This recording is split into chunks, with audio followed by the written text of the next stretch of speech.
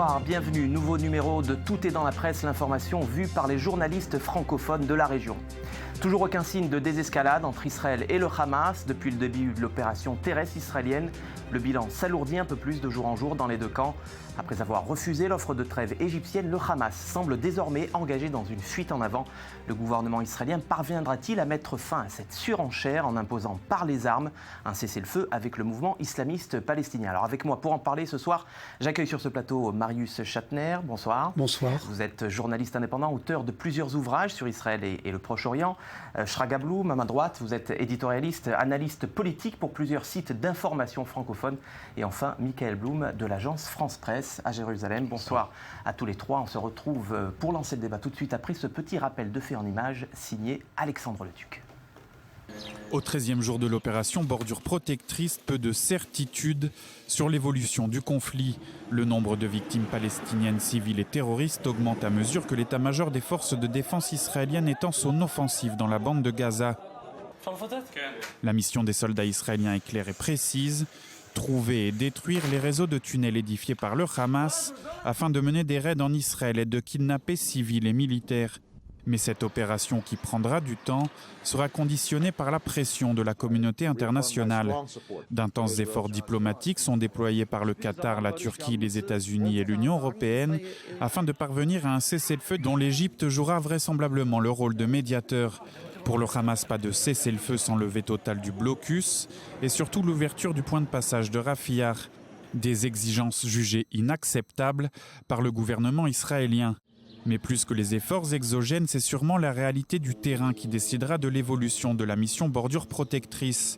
Depuis le lancement de la phase terrestre de l'opération, plusieurs soldats israéliens ont été tués, un facteur qui pourrait pousser l'échelon politico-militaire israélien à décider d'une opération beaucoup plus longue dans la bande de Gaza qu'il ne l'avait prévu, afin d'éliminer durablement la menace représentée par le Hamas. Shraga Bloom, éradiquer le Hamas manu militari, est-ce que c'est possible selon vous? Bon, éradiquer, c'est un grand mot, mais en tout cas réduire de manière considérable sa capacité de nuire. Et surtout, l'élément psychologique, c'est lui ôter l'envie de le faire. Je crois que la crainte de représailles de Tsahal doit être ce qui définit un peu la politique israélienne, c'est-à-dire à la fois en ayant supprimé de nombreuses infrastructures et réduit l'arsenal, empêcher le réarmement du Hamas, mais surtout lui ôter l'envie une prochaine fois, parce que c'est inadmissible, c'est intenable de voir cette population, non plus du sud du pays seulement, maintenant, on voit bien que ça atteint d'autres régions du pays d'Israël, de vivre sur cette menace permanente, de courir aux abris et de devoir avoir peur. Est-ce que vous pensez que ça marche? Parce qu'au 13e jour de l'opération, force est de constater, c'est que le Hamas est toujours autant déterminé à frapper Israël. Des roquettes pleuvent encore sur le territoire israélien, donc la dissuasion, est-ce que ça marche à l'heure actuelle? Ça prend du temps parce que comme nous sommes une armée morale, on ne fait pas comme d'autres armées feraient, c'est-à-dire de raser tout sur son passage. Donc c'est des frappes chirurgicales, c'est un travail méthodique qui malheureusement prendra, je pense, du temps, qui fera des victimes, malheureusement. Mais je crois que pour mettre fin à ces éternels recommencements tous les années, 2 ans, il faut vraiment frapper un grand coup.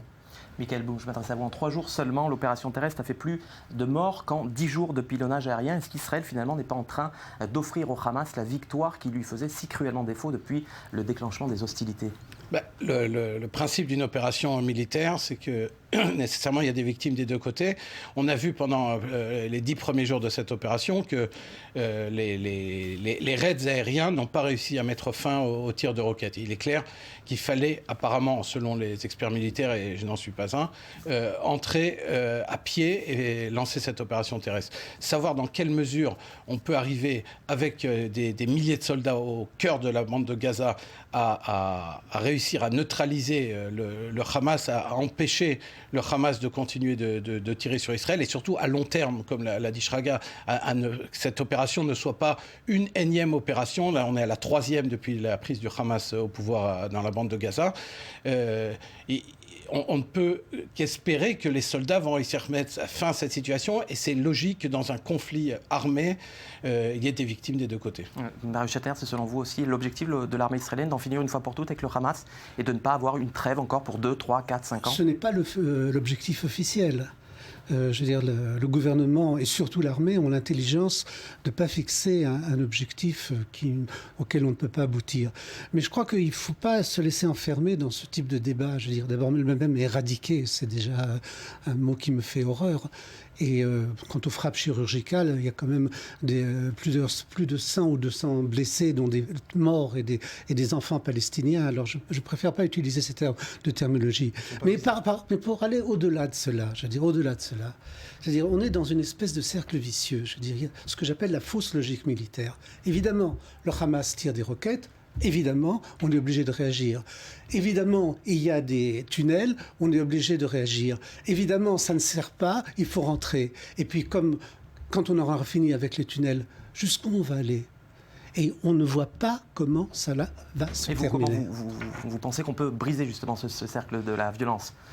Non, je veux dire, lorsque le cercle est enclenché, c'est très difficile de le briser. Il ne faut pas se faire des illusions. Mais c'est en amont ou en aval. C'est-à-dire qu'il faut donner à la population de Gaza la possibilité de vivre autrement, et il faut casser le Hamas, pas en attaquant avec des bombes, mais en donnant à la population un autre choix. Et c'est ce qu'on ne fait pas. À mon avis, on renforce. Si je comprends bien, Israël et l'Égypte actuellement ont tort de ne pas tendre l'oreille aux revendications du Hamas, à savoir lever le blocus, ouvrir le passage frontalier de Rafah. D'après vous, il n'y a pas de solution militaire à l'actuel cycle de violence. Il peut y avoir un succès militaire, ça, il n'y a pas de doute. Mais pour combien de temps ? Pour 1 an, pour 2 ans, pour 6 mois ? Alors justement, Shrag Aboum, est-ce que Israël et le Hamas sont voués à ce match nul qui dure depuis plus de 5 ans maintenant, depuis l'opération Plan Durci, ou est-ce que vous pensez qu'une victoire israélienne par chaos est envisageable ? C'est pas envisageable, c'est indispensable. Parce que, comme je l'ai dit tout à l'heure, un match nul n'est pas possible. Ça va recommencer dans 1 an, dans 2 ans, avec un Hamas qui sera de nouveau renforcé. Je crois qu'il faut vraiment un chaos. Ce que dit M. Shatner n'est pas faux. La population de Gaza a droit à autre chose. On lui a offert en 2005, en expulsant tous les Juifs de là-bas. Shimon Peres promettait que les serres utilisées par les Juifs seraient utilisées par les Palestiniens. Qu'est-ce qu'ils en ont fait ? Des bases de lancement de roquettes. Donc, je veux dire, le Hamas est entièrement responsable de ce qui arrive à la population de Gaza. Ouais, c'est peut-être aussi les limites du retrait unilatéral. Un mot sur de réaction ? Je crois que ce que prouve cette opération aux non-curieux, c'est le fiasco également de toute la stratégie israélienne. Et cette stratégie était basée sur une idée d'abord, qu'on peut faire séparer complètement Gaza de la Cisjordanie. Que les Palestiniens, on sort de Gaza, et en Cisjordanie, on continue la colonisation et on continue la situation comme elle est. Oui, colonisation, c'est une colonisation. Je rappelle... Ce terme devant des millions de téléspectateurs, vous n'avez pas le droit d'utiliser ce terme. Mais si, j'ai le droit. Non. Je vais vous dire une chose, c'est pas vous qui allez me donner le droit d'utiliser tel ou tel mot. Parce que c'est un mensonge. C'est pas une colonisation. Bon, très bien. Peu importe comment on l'appelle, le tout lait, comme vous voulez, mais... Enfin, ce pouvoir bicéphale des Palestiniens entre la bande de Gaza et la Cisjordanie, ce n'est pas l'Israël qui l'a suscité, c'est le Hamas qui a expulsé Manu Militari, l'autorité palestinienne de la bande de Gaza. Écoutez, moi je ne suis pas du tout ici pour être le défenseur du Hamas. Je veux dire, il n'y a aucun doute que ces gens-là,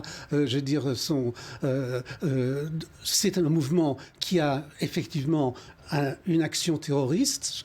Je ne le défie pas comme un mouvement terroriste, mais il mène des actions terroristes, d'ailleurs il n'est pas le seul, mais il a une responsabilité très lourde. Mais là, nous ne sommes pas actuellement à Gaza en train de parler, nous parlons de ce que fait Israël. Or, ce que actuellement est en train de faire, c'est vous ne supprimez pas le Hamas, vous le renforcez. Alors justement, au sujet de la stratégie israélienne, on a parfois du mal à comprendre, Michael Blum. On a l'impression qu'Israël veut frapper fort le Hamas, veut frapper fort la tête du serpent, pour reprendre l'expression consacrée, mais sans toutefois le renverser. Est-ce que ce n'est pas un peu schizophrène de la part du gouvernement israélien ?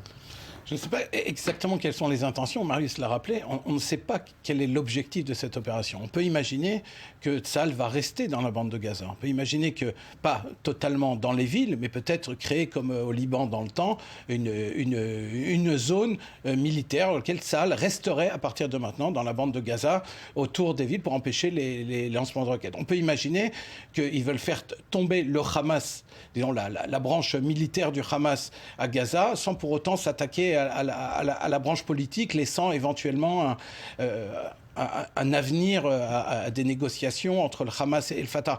On ne connaît pas les objectifs d'Israël et ils ne sont pas clairs, sauf un qui est de mettre fin aux tirs de roquettes sur Israël pour l'instant.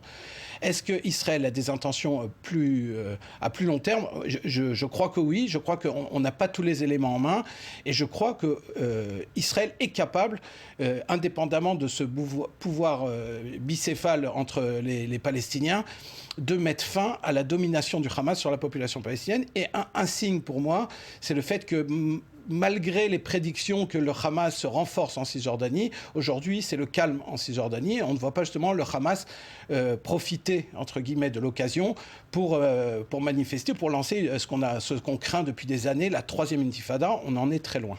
Mais rester dans la bande de Gaza, ça va très certainement susciter des pertes du côté israélien. On l'a dit tout à l'heure, en moins de 3 jours, il y a déjà 5 soldats israéliens qui ont été tués. Est-ce que ça, le gouvernement israélien peut le souffrir ? Pour l'instant, on voit bien qu'il a le soutien d'une grande partie de son opinion publique, et même celui de l'ensemble de la classe politique, hein, tout parti confondu. Qu'est-ce qui pourrait changer la donne, finalement, dans les jours qui viennent ? Ce qui peut changer, c'est clair, on l'a déjà vécu, on l'a vécu au Liban, on l'a déjà vécu dans la bande de Gaza. Un nombre important de tués pourrait changer les choses des deux côtés. S'il y a beaucoup de civils palestiniens qui seront tués, la pression de la communauté internationale sera trop importante pour Israël. S'il y a trop de soldats israéliens tués, l'opinion publique changera. On se souvient du mouvement des 4 mers qui avait poussé finalement Israël à sortir du Liban, de ce qui était à l'époque la zone militaire où Tzahal s'était installé pendant des années. Il y a un moment, et c'est vrai que ça dépend de la suite de l'opération, où un nombre de morts trop important d'un côté ou de l'autre peut mettre fin à cette opération. Pour l'instant, on a quand même l'impression, Marius Schattner, que la communauté internationale semble comprendre l'action du gouvernement Netanyahou. Ce n'était pas le cas lors des opérations précédentes. Oui, parce qu'effectivement, Netanyahou a eu l'intelligence d'accepter le cessez-le-feu dans les conditions de l'Égypte. Ça ne va pas durer. Ça ne va pas durer. Il y a les images qui sont transmises, mais pas par les chaînes de télé israéliennes, je ne suis pas sûr qu'elles sont transmises par I24, sont terribles de Gaza, sont terribles.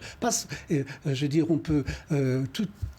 Et puis, il ne faut pas oublier qu'en Israël, nous sommes victimes, enfin c'est normal dans ce genre de situation, d'un véritable bourrage de crâne.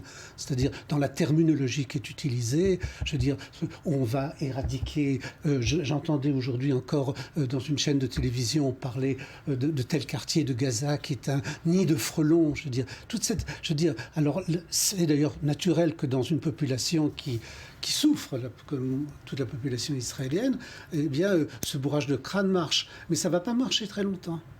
Mais pourquoi parler comme ça ? Je ne comprends pas. Bourrage de crâne. Nous sommes en guerre contre des terroristes qui utilisent leur population civile.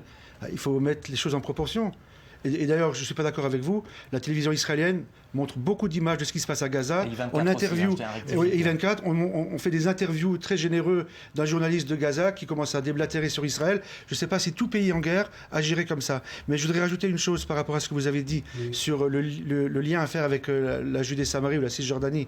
C'est que quand on pense avec effroi la situation qui serait la nôtre dans le Golan, si on avait écouté les irresponsables qui demandaient à Israël de se retirer du Golan, imaginez aujourd'hui cette situation en Judée-Samarie, si Israël se retirait, quand on voit ce qui se passe avec Gaza. Alors heureusement que nous avons Tzahal et une population juive en Judée-Samarie. Oui, je ne vois pas en quoi cette population me protège quoi que ce soit. Je crois qu'il faut voir le fond d'un problème. Je veux dire, il faut voir le fond du problème. C'est-à-dire, il y a une situation qui est invivable pour le peuple palestinien. Je veux dire, comme s'il était... Savoir qui est responsable de cette situation. Dans une large mesure d'Israël. Je parle dans une très large mesure d'Israël. Faites comme ça. Faites comme ça aussi. Faites comme ça aussi. Dans l'ensemble. Je sais qu'en Israël, on est toujours victime. Je veux dire, dans l'autoflagellation permanente. Ça se fait au nom de la victime. Il y a quand même 5 millions d'Israéliens qui sont apportés des roquettes du Hamas. Absolument, là, on peut quand même parler de victimisation de la société israélienne. Bien sûr. Mais ça ne va pas nous faire perdre la tête. Et ça nous permet d'empêcher la réalité. De la bande de Gaza. Vous avez soutenu le retrait unilatéral de la bande de Gaza. Et la situation aujourd'hui à Gaza est la conséquence aussi de ce retrait unilatéral. Je veux dire, il n'y aurait pas eu le retrait unilatéral. Je ne pense pas qu'elle serait bien meilleure. Parce qu'il y avait les attentats, il y avait déjà un début. Je veux dire, Enfin, il n'y avait pas de roquettes sur Tel Aviv, ni même sur Ashdod. Ceci dit, j'étais pas pour le retrait unilatéral, j'étais pour un retrait. Je veux dire, que ce retrait se soit fait sans coordination, parce que pourquoi il y a eu ce retrait? Parce qu'on voulait garder ce que vous appelez joliment la juge des Samaries, et puis on voulait se débarrasser du contrôle de 1 200 000 Selon et maintenant vous, 1 million. Vous pouvez imaginer un scénario où Israël s'engage dans un dialogue avec le Hamas, tel qu'il s'est engagé avec l'OLP avant les accords d'Oslo. Attendez, je veux dire, le Hamas n'est pas un partenaire de paix. C'est assez évident. Mais c'est un partenaire pour faire une houdna, pour faire un cessez-le-feu. Et pour cela, il faut deux. Et je ne crois pas que le gouvernement israélien le fera. Et Israël a prouvé qu'il a accepté le cessez-le-feu. Vous connaissez un Marius Shatner palestinien? Oui. Ouais, il parle aux télévisions, il est invité Paris 24. Oui. Mais peut-être qu'on n'est pas tout Moi, à fait... Moi, j'en ai jamais vu. Je ne sais pas. Est-ce qu'on est dans la même situation? Je veux dire, les Palestiniens... Mais non, parce que vous avez une posture qui est très facile, mais quand il faut être deux pour danser un tango. Non. Je veux dire, quand je vais dans la rue à Jérusalem et j'entends et je vois des groupes de gens qui attaquent des Arabes et qui crient mort aux Arabes, je vous assure d'être israélien, c'est pas facile. Marius Shatner, Shragadou, Mickaël Bou, merci à tous les trois. Voilà, cette émission touche à sa fin. Merci à tous les trois encore une fois. Merci à vous, chers téléspectateurs. Vous êtes de plus en plus nombreux à nous être fidèles. Je vous retrouve dès la semaine prochaine pour un nouveau numéro de Tout est dans la presse. Soyez au rendez-vous. En attendant, l'information continue sur i24 News.